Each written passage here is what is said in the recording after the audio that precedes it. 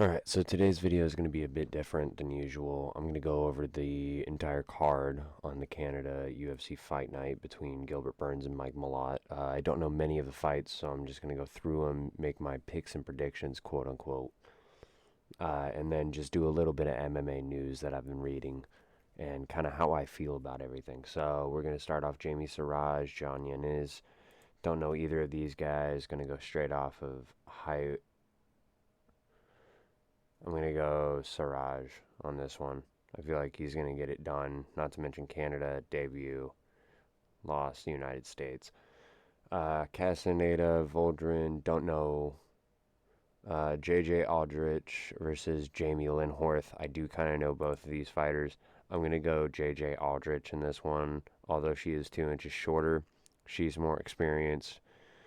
And I feel as though some of these Canadian fighters will win, some of them may lose, which we'll get to in a second.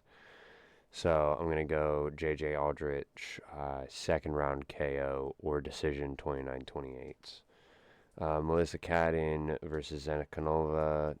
Don't know either of these people. Tanner Boser, Gohan Surikam. I know Tanner Boser. I think he's not going to get this one done, though. Let me check the height. Oh, and this is at heavyweight. Oh, that makes it interesting, actually. I'm still going to go Tanner Boser. I'm going to go Tanner Boser. Robert Valentin. I got Robert Valentin over Julian LeBlanc.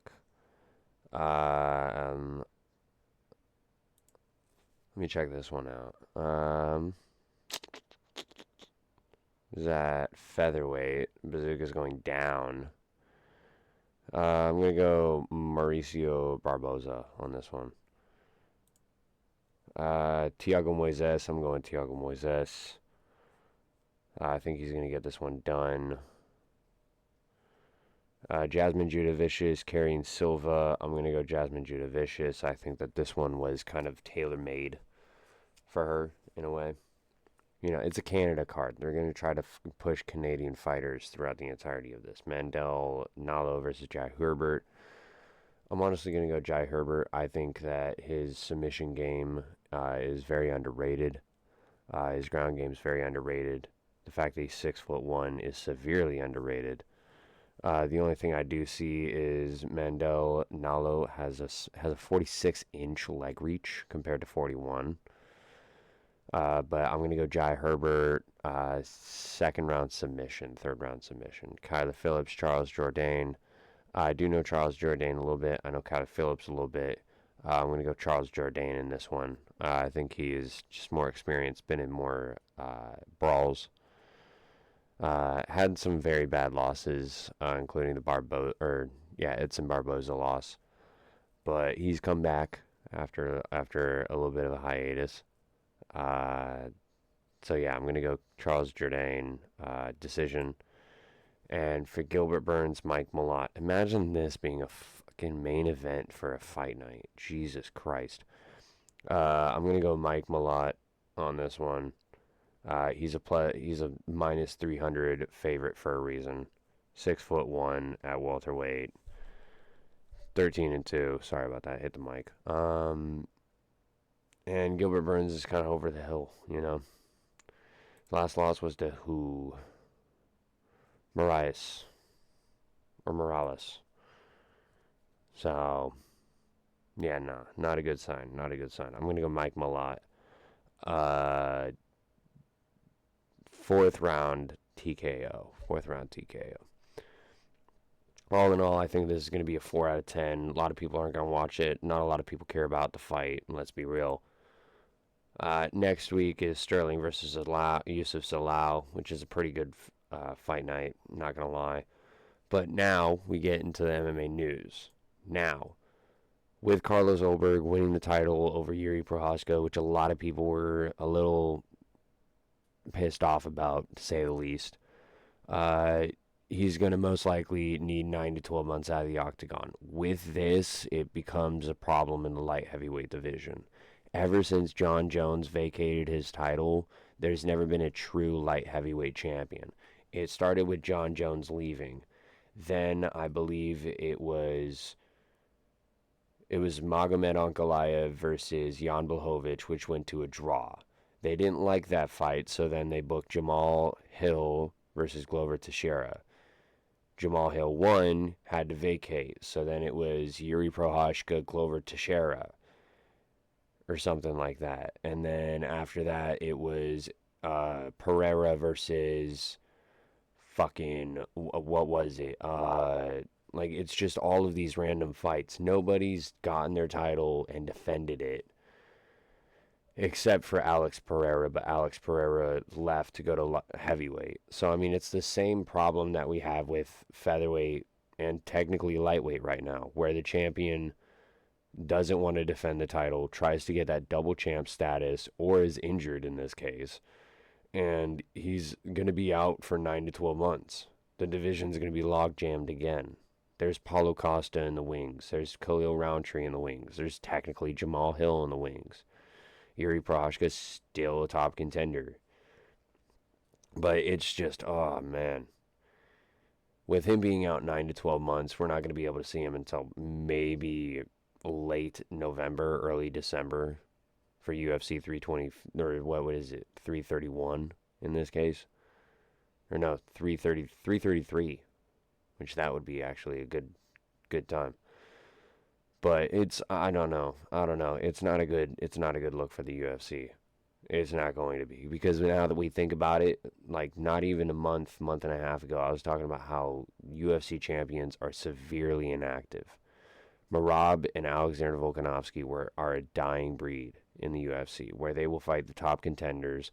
They will fight out 3 to 4 times, at least 2 times a year, up against top contenders. Merab Davishvili fought 4 times. Alexander Volkanovski fought 2 to 3 times in 2 different weight classes, but still was consistently fighting.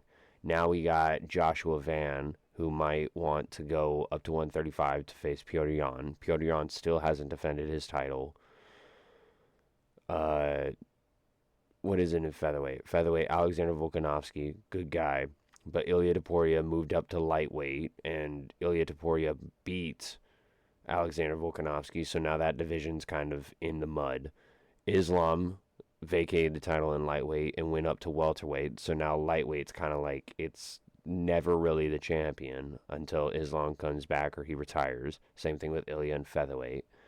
In welterweight, Islam, but Hamzat moved up from welterweight to middleweight, which I mean isn't really a big thing because he was never really a title contender in welterweight. Like he did have that one great fight with Gilbert Burns, but other than that, he's been a middleweight, always going to be a middleweight. But now Hamzat wants to go from middleweight to light heavyweight, which is going to log jam the middleweight division, and not to mention he hasn't fought ever since he won the title. I think it was last year. And I mean, he's going to face up against Strickland, but then who's to say that he's not going to take another year off? Like, I hate the fact that these contracts make it to where they can take this time out. Like, Carlos Ulberg is an interesting situation because it's more of an injury than it is inactivity. But I feel as though in a contract, it should be as soon as you become champion, you have 6 to 8 months to defend your title, not 12. Because let's be honest, Paramount wants these champions active. They want to be able to have multiple title fights on the numbered cards. They want to be able to have a title fight or an interim title fight on a fight night card. You know? Like, it pisses me off to see how far the UFC's kind of fallen off with the inactivity of all of the divisions. Like I literally just said, we have Gilbert Burns versus Mike Mallot headlining a UFC fight night. That's number 11 versus unranked, because he lost to Kevin Holland, mind you. Aljamain Sterling, Yusuf Zalal, good fight, top-ish contenders. They're what, number 5, number 7. And then we got like another good one, but the title fights are nowhere near what they should be. Nowhere near what they should be. UFC 328, Hamzat, Van Tyra, 2 title fights, and then we got Volkov, Cortez Acosta. Super down.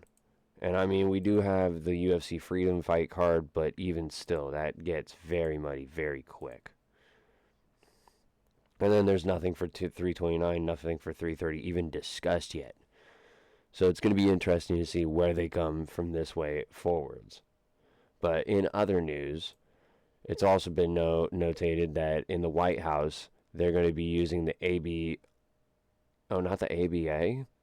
Oh, they're using the Association of Boxing Commissions to sanction the White House card, which is very interesting. For those of you that don't know, every single place that they go to, there is a bodying sanction that basically looks over the fight, makes sure that people are on weight, makes sure that people aren't getting very dehydrated trying to make the weight, make sure that everything's good.